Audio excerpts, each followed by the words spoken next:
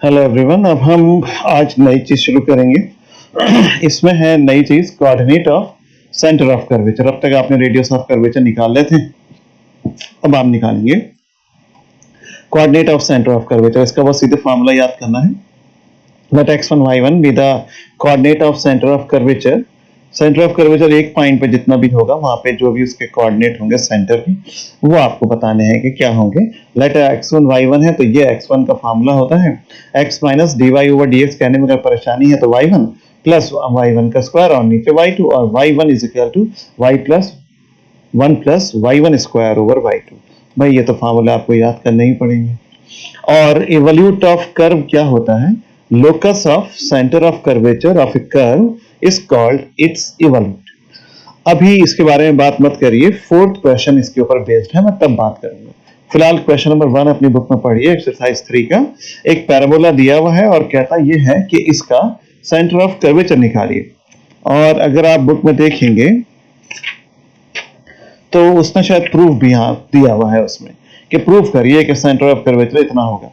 Proof में आपने देख लिया कि क्या लाना है, उसके अकॉर्डिंग हम चलेंगे। फिलहाल जो भी है, क्योंकि x1 y1 मैं कहूंगा सेंटर ऑफ कर्वेचर है, तो उसका फार्मूला क्या होता है? ये x माइनस y1 या dy ओवर dx और फिर y1 का स्क्वायर और नीचे y2। तो कहो यार पहले y1 y2 तो निकाल ले, फिर बात की बात है। पहले हमने इसको y के लिए सॉल्व कर लिया गिवन पैराबोला को, फिर हमने इसको डिफरेंशिएट किया विद रिस्पेक्ट टू x। तो dy over dx is equal to 2x upon 4a, तो x अपॉन 2a हो गया। इसको आप दोबारा डिफरेंशिएट कर दीजिए तो ये क्या बन गया आपका 1 upon 2। Let x1 y1 be the centre of curvature. Then formula लिखिए, फार्मूले में आपने इन वैल्यूज को डाल दिए। डालने के बाद मैं हमेशा कहता हूं ये तो डिनोमिनेटर में वैल्यू होती है बटे में, इसको सबसे पहले ऊपर ले आइए यहाँ पे 2a के साथ इस जगह पे, तो वो लाएंगे और वो उससे कैंसिल हो जाएगा, तो बटे लिखना रुक जाएगा। यहाँ कैंसिल हो गया, नहीं भी होता अभी 2b होता या 2 कुछ भी होता, मैं घुमा के यहाँ ले आता ताकि कैलकुलेशन आसान हो जाती। फिलहाल यहाँ तो ये कैंसिल हो गया 1/2a से 1/2, या घुमा के लाए 2a से 2a कैंसिल हो गया, ये रह गया। ब्रैकेट खोल दीजिए, इस x से ये x कट जाएगा, minus x square minus x cube upon 4 square बच जाएगा। अब आप y1 का फॉर्मूला लिखिएगा, ये मैंने लिखा, यहाँ पे सबकी वैल्यू डाल दीजिए। आपको ये y की वैल्यू डालेंगे क्या ना? हाँ, क्यों नहीं डालेंगे? यहाँ पे तो x की वैल्यू नहीं डाली थी क्योंकि आंसर का जो प्रूफ है, जो मतलब आंसर तो नहीं, प्रूफ जो है उसमें x ही x है, तो y अगर होता है तो उसको x से बदलिए और x को y से बदलना, हर जगह x में लाना है, प्रूफ को देखते हुए चलना है।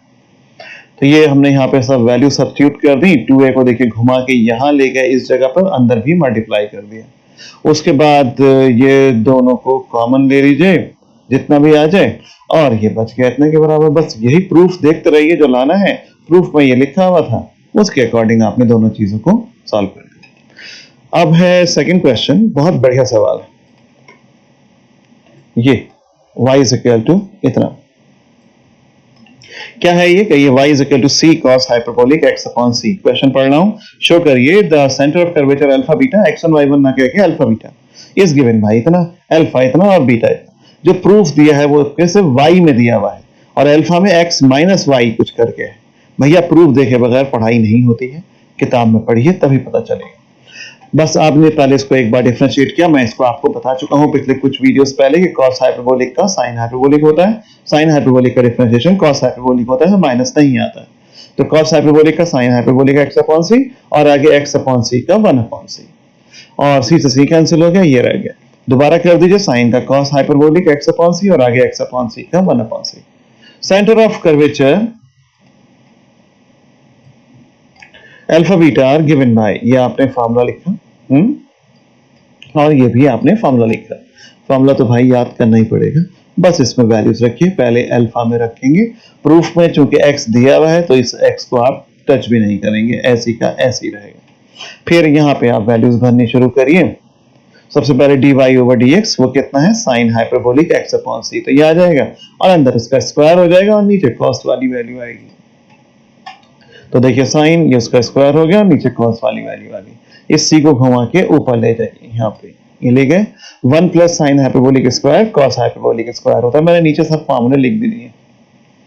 ये आया एक कॉस हाइपरबोलिक से एक कॉस हाइपरबोलिक काट दीजिए, तो ये वाला कॉस हाइपरबोलिक तो आपने यहां लिख दिया। इस साइन हाइपरबोलिक का फार्मूला ये लगाइए। कोई कहे यार कहां से फार्मूला आ रहे हैं ये, अभी बताता हूं, रुकिए। ये लगाने के बाद इक्वेशन नंबर 1 में दिया है y बराबर c cos hyperbolic x upon c, तो इस पूरे की जगह पे y आ गया, और ये cos hyperbolic x upon c है तो ये y अपॉन c हो गया। इसका स्क्वायर कर दिया और पावर आपने हाफ लगा दी। अब ये फार्मूले भैया याद करिए, इन्हीं दम खम पे ये सब हो रहा है। मैंने एक दिन और लिखे थे, और मैं आपको ड्राइव भी कराऊंगा, लेकिन वही बात है ना, एक साथ हर चीज ड्राइव नहीं होती है, याद तो करना ही पड़ेगा आपको। याद करिए आप 100 बार, और ड्राइव भी कराऊंगा मैं, ट्रिग्नोमेट्री में भी कराऊंगा, और शायद यहाँ पे भी है फार्मूला, लेकिन ट्रिग्नोमेट्री में ऑफिशियल हम इसको ड्राइव करेंगे, लेकिन यहाँ तो याद ही करिए। cos hyperbolic 2x 2 cos hyperbolic square x minus 1 1 plus sign, ये 3 होते हैं ना cos के, आपने ये पढ़े होंगे 12th में, सर्कुलर फंक्शन कहलाता है ये। तो ये 2 cos स्क्वायर x माइनस 1, ये हाइपरबोलिक स्क्वायर, ये 1 माइनस 2 साइन स्क्वायर, ये प्लस, यहाँ पे plus cos hyperbolic square minus sine होता है तो यहाँ प्लस आता है, cos square plus sine square अगर 1 होता है तो यहाँ पे cos hyperbolic square minus sine hyperbolic square 1 होता है। साइन 2x का फार्मूला अगर ये है तो हाइपरबोलिक 2x का ये, दोनों को आमने सामने लिख के रट्टा मारिएगा तभी याद रहेंगे, और cos हाइपरबोलिक x और sin हाइपरबोलिक x ये आपको याद होने चाहिए, ये कई बार मैंने आपको बता दिया। अब सोचिए कि फार्मूले कहां से आ रहे हैं, 1 प्लस साइन हाइपरबोलिक स्क्वायर लिखा हुआ है ना, तो ये इस फार्मूले से आया, इसमें 1 plus sign hyperbolic square cos hyperbolic हो जाएगा, ये कर दिया। और यहाँ पे साइन हाइपरबोलिक को cos में क्यों बदला वो बाद में, कैसे बदला वो इसी फार्मूले से, cos hyperbolic square x minus 1 हो जाएगा, ये यहां से इसी एक ही फार्मूले का 2 बार यूज किया। तो cos में लाने की आखिर क्या मुसीबत थी, अरे यार प्रूफ में y दिया है और y बराबर c cos hyperbolic x upon c given है, ये तो क्वेश्चन है गिवन, तो इसलिए आप सबको cos में लाइए ताकि मैं y में बदल सकूं। हर बात का जवाब है, आप सोचिए, और नहीं मिले जवाब तो मुझसे पूछिए, फोन करके पूछिए। अगला फार्मूला देखिए, ये देखा, इसमें सब वैल्यूज डाल दीजिए, 1 plus sign hyperbolic square cos hyperbolic square, याद करिए cos hyperbolic square x minus sine hyperbolic square x 1 होता है, तो 1 plus sine square cos hyperbolic हो जाएगा, एक इससे कट जाएगा, ये कैंसिल, ज्यादा ही कट गया, जोश में आ गया मैं। बस ये cos हाइपरबोलिक बचेगा, ये y हो गया, तो ये दोनों जुड़ के आपको 2y देंगे। कितना मजा आया, गुड। चलिए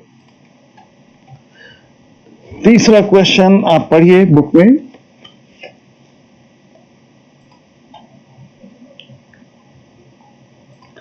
थर्ड भी बिल्कुल आसान सा है, कर्व दिया है स्क्वायर y बराबर x क्यूब, और नीचे उसका आंसर भी दिया है, प्रूफ दिया है। तो आपका क्वेश्चन जो 3 है वो सब बच्चे लोग आपका होमवर्क है।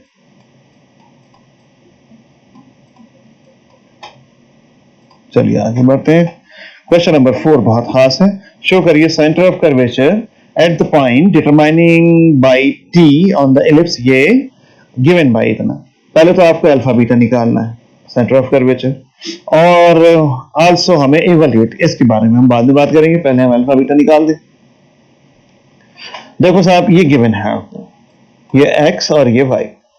अब क्या क्या रहा है कि सेंटर ऑफ कर्वेचर निकालिए अल्फा बीटा, तो उसमें तो भैया y1 चाहिए, y1 क्या होता है dy ओवर dx, और यहाँ तो x और t का फंक्शन है, y और t का फंक्शन है, पहले आप dx ओवर dt निकालिए, फिर आप dy ओवर dt निकालिए। क्या मगर चाहिए तो यार dy ओवर dx, तो इसको मैं ऐसा लिख सकता हूँ dy over dt over dx over dt, dt से dt कैंसिल, बात वही है। लेकिन ये वाली वैल्यू dy ओवर dt की, ये वैल्यू ये है ऊपर, ये यहाँ रख दें, और dx ओवर dt की ये है वो यहाँ रखिए, माइनस बी अपॉन ए कॉट टी आ जाएगा, ये आपका y1 आ गया, एक बार डिफरेंशिएशन आपने कर दिया। अब दूसरी बार y2, वो d square Y over D x square बराबर डी अपॉन डी एक्स, और यहाँ पे D Y over D x. आप यहाँ पे ये ऐसे लिख सकता हूं, लेकिन d Y over D x तो मुझे पता है, लेकिन वो है तो t का फंक्शन, होगा तो t में, तो इसलिए आप ऐसा करिए, ये जो dx है इसकी जगह पे dt, और यहाँ पे भी dt, और dx यहाँ पे, ये dt से dt कैंसिल हो जाएंगे, बात वहीं की वहीं है, लेकिन काम ऐसे ही होगा। अब ये d अपॉन dt तो ऐसे ही रखा, और इस dy ओवर dx की जगह पे माइनस b अपॉन ए कॉट टी लिख लिया, आगे का dt अपॉन dx ऐसे ही रखिए। अब माइनस b अपॉन ए अलग हो जाएगा, कॉट का क्या होता है माइनस cos x स्क्वायर, दो माइनस मिलकर यहाँ पे प्लस हो जाएंगे, और जो dt अपॉन dx था स्क्वायर dx ओवर dt कर लीजिए, और dx ओवर dt अभी निकाला है आपने माइनस a sin t, तो ये हो जाएगा a स्क्वायर और साइन घूम के cos x क्यूब हो गया। अब आप कहिए साहब मैं तो अल्फा का फार्मूला मुझे याद है, अल्फा इतना होता है, बीटा इतना होता है, इसे रटिए। अब प्रूफ के अकॉर्डिंग चलना है हमें। फिलहाल अल्फा एक्स माइनस ये, तो एक्स की जगह पे A cos T D Y over D T की वैल्यू 1 प्लस यहाँ पे D Y over D X का होल स्क्वायर, नीचे D square Y over D x square. सब वैल्यू सब्स्टिट्यूट करिए जी, और कुछ नहीं करा है। ये तो ऐसे ही रहेगा, माइनस बी अपॉन ए, और कॉट को कॉस, देखिए दो माइनस वन के प्लस होंगे, लेकिन नीचे वाला ये माइनस फिर से माइनस कर देगा, माइनस बी अपॉन ए, ये वाला कॉट कॉस अपॉन साइन, और नीचे वाले कॉसेक क्यूब को ऊपर ले जाके साइन क्यूब, और ये ए स्क्वायर बी अपॉन ए स्क्वायर, ये आ गया ए स्क्वायर अपॉन। मैं हमेशा कहता हूं नीचे के बटे को पहले हटाइए ताकि कैलकुलेशन आपकी आसान होगी, बड़ी सी लाइन जो बटे की खींचते हैं वो बच जाएगी। और मैंने इसको कॉसेक को साइन बनाया, ए स्क्वायर अपॉन बी को बी अपॉन ए स्क्वायर को ए स्क्वायर अपॉन बी, कॉट को ये खोल दिया और अंदर वाले कॉट को भी खोल दिया। अब अगले में देखिए, अब ए से जैसे ये बी से बी कैंसिल हो जाएगा, ये ए कट जाएगा, साइन से साइन क्यूब कट जाएगा, पहले काट ही देते हैं सबको, यहां तक आ गया। ये आने के बाद क्योंकि प्रूफ जो अल्फा का दिया है उसमें कॉस बाहर है, तो बस मैं इन सब में से भी सोचता हूं कि ए कॉस टी कॉमन मुझे दिख गया, मैंने वो ले लिया। अब ये साइन स्क्वायर से साइन स्क्वायर कैंसिल हो गया, ये रह गया ए स्क्वायर, आप और बाहर ले लीजिए, ये रह गया। अब प्रूफ के अकॉर्डिंग क्योंकि उसमें कॉस क्यूब लाना है, तो जहां भी साइन है मैं उसको कॉस में बदल दूंगा, मैंने बदला, ब्रैकेट खोल दिए, ये कैंसिल हो जाएगा, कॉस को कॉमन ले लीजिए तो कॉस क्यूब हो जाएगा और ये बचेगा। देखो जी, प्रूफ देख के बात हो रही है, वैसे मुझे नहीं आता है, मैंने देखा अल्फा जो लाना है वो कॉस में लाना है, तो हर जगह मैं कॉस लाने की कोशिश करूंगा और साइन को हटाने की कोशिश करूंगा, बस ये याद रखिएगा। ये अगर याद नहीं रहा तो सवाल नहीं होगा। आपको क्या पता साइन स्क्वायर खोलूं या कॉस स्क्वायर खोलूं?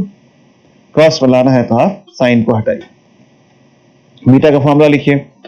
इसके फॉर्मूले में क्या है, प्रूफ देखिए, इसमें हर जगह पे साइन है। फिलहाल पहले तो वैल्यूज रखें, फिर वही बात है, ये माइनस बी स्क्वायर अपॉन ये जो लिखा है इसको ऊपर ले जाइए, कॉसेक का साइन बना दिया, अंदर वाले कॉट को खोल दिया, ये ऐसे रहेगा, ये ऐसे रहा, ये एलसीएम ले लिए, ये लेने के बाद साइन से ये कट के इतना रह गया, इन दोनों में बी साइन टी या साइन टी अपॉन बी कुछ भी कॉमन ले लीजिए, साइन टी अपॉन बी ले लिया क्योंकि प्रूफ में नीचे होता है, तो ये ले लिया। अब इसमें मैं कॉस स्क्वायर को खोलूंगा क्योंकि इसमें साइन चाहिए,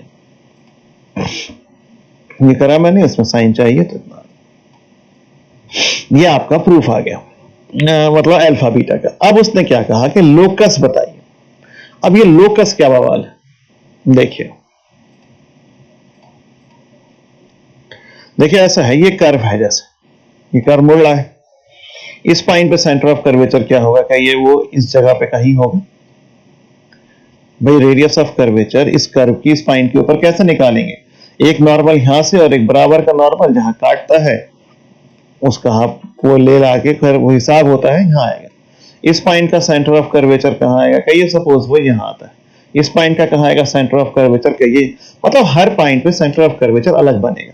अब ये अलग अलग सेंटर ऑफ कर्वेचर जो, ये आपको याद है जो मैंने शुरू में बताया था आपको एक दिन के, एक नॉर्मल ये, दूसरा नॉर्मल ये, जब P टेंड्स टू Q तो ये नॉर्मल n यहां से बढ़ के कहां पहुंच जाता है, C पॉइंट। ये सेंटर ऑफ कर्वेचर की डेफिनेशन होती थी। तो ये Q पॉइंट के ऊपर सेंटर ऑफ कर्वेचर C आ गई, तो ये इस पॉइंट के ऊपर कितना आएगा, सपोज यहां पे आया, किसी और पॉइंट पे कहां है, यहां है। इन सारे सेंटर ऑफ कर्वेचर्स को जोड़ दीजिए तो ये एक नया कर्व बनेगा, ये क्या कहलाएगा, ये locus of centre of curvature कहलाएगा, इसे बिंदु पथ कहते हैं हिंदी में। तो सेंटर ऑफ कर्वेचर क्या होगा, हर पॉइंट पे जो नया नया सेंटर ऑफ कर्वेचर बनेगा, अरे सर्किल थोड़ी ना है इसका सेंटर एक ही होगा, सर्किल तो पूरा, रुकिए मैं बना देता हूं,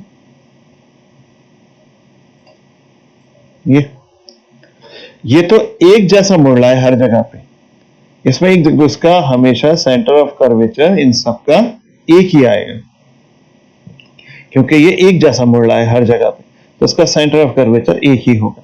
लेकिन अगर ये कर्व है ऐसे करके घूम रहा है, यहाँ पे इसका मुड़ना ज्यादा है, यहाँ पे कहीं कम है, कहीं कुछ है, तो हर जगह सेंटर ऑफ कर्वेचर अलग अलग आएगा। तो एक कर्व पे बहुत सारे सेंटर ऑफ कर्वेचर हो सकते हैं, उन सेंटर ऑफ कर्वेचर्स का मिलाने से जो कर्व आता है उसको आप क्या कहते हैं, कहिए, वो locus of centre of curvature कहलाता है। अब यहाँ पे उसका लोकस कैसे निकालते हैं, ये जो आपने अल्फा बीटा एक सेंटर ऑफ कर्वेचर एक निकाल लिया आपने सेंटर ऑफ कर्वेचर, इसका लोकस चाहिए, तो अल्फा बीटा में एक इक्वेशन चाहिए ना आपको, तो आप अल्फा बीटा में एक इक्वेशन निकालिए। तो दोनों अल्फा बीटा को आपस में जोड़ना है। इक्वेशन नंबर जैसे अभी 6 में तो ये साइन क्यूब में निकाला था, 5 में आपने ये निकाला। इसको जानबूझ के ऐसे बना लीजिए, ए अल्फा और जानबूझ के पावर 1/3 करी, जानबूझ के इसका स्क्वायर लगाए। यही काम मैं बीटा में करूंगा तो वहां पे साइन स्क्वायर में आ जाएंगे और फिर दोनों को मैं ऐड कर दूंगा। फ्रॉम 6 से मैंने यही सब काम किया, साइन स्क्वायर आ गया। अब मैं 6 और 7 को जोड़ दूंगा, जोड़ने पर टी तो गायब हो गया और अल्फा बीटा में एक इक्वेशन आ गई। तो जो अल्फा बीटा में इक्वेशन आई है, बस यही आपका क्या है, जो सेंटर से जो लोकस बनना है, जो कर्व बनना है, उसकी इक्वेशन है। और चूंकि हम एक्स और वाई में बनाते हैं कर्व को, तो अल्फा बीटा को आप एक्स और वाई में बदल दीजिए, ये कह के locus of centre of curvature alpha beta is इतना। तो यहाँ पे अल्फा बीटा क्या है, कर्व के ऊपर जितने भी सेंटर के कोऑर्डिनेट होंगे सब पे, सब इसके ऊपर सेटिस्फाई कर रहे होंगे। जैसे आपने बोला ना कि ये कर्व आ गया, ये रेड वाला कर्व आ गया, इसके ऊपर सेंटर ऑफ कर्वेचर लाई कर रहे हैं। तो ये तो मैं सेंटर ऑफ कर्वेचर मैंने अल्फा बीटा में बनाए, कितने ही लाई कर जाएंगे सब इस पे सेंटर ऑफ कर्वेचर। तो मैंने अल्फा एक्स और वाई में इक्वेशन बना दूंगा अल्फा बीटा को बदल के, और कहूंगा जितने भी सेंटर्स हैं वो सब इस जगह पे और इस जगह पे लाई करेंगे। खैर इसे याद रखिए, बस आपको जो लोकस निकालना होता है, अल्फा बीटा को आप एक्स वाई में बदल देते हैं ताकि जर्नल इक्वेशन आ जाती है, और यही इक्वेशन प्रत्येक सेंटर ऑफ कर्वेचर को सेटिस्फाई करती है। तो यही कहलाता है लोकस ऑफ अल्फा बीटा। इसे आप याद कर लीजिए। वो वीडियो भी काफी लंबा हो गया और एक होमवर्क दिया है, इसे आप तैयार करिए। बस ये चैप्टर अब ज्यादा लंबा नहीं रह गया है, आप इसे तैयार करिए। ओके।